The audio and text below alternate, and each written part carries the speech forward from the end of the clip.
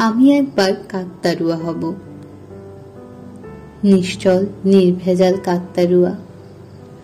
কৃষক জমিতে ফসলের বীজ ছিটিয়ে দিয়ে আমাকে রেখে যাবে পাহারায়।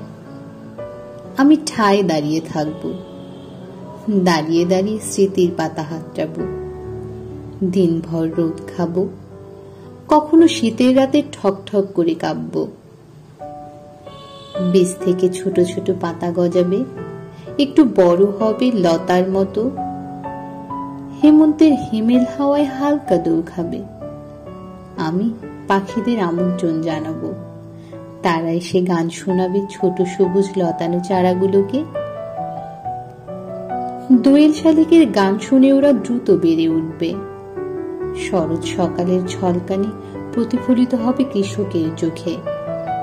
কৃষক প্রতীক্ষায় থাকবে গোলা ভরা শস্যের।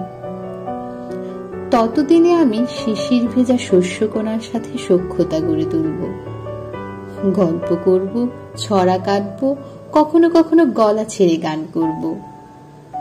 তারপর ফসল তোলার সময় হবে, কৃষকের গোলা ভরে যাবে, ঘরে ঘরে উৎসব হবে। এক সময় পাখিরাও নতুন ঠিকানায় পাড়ি দেবে।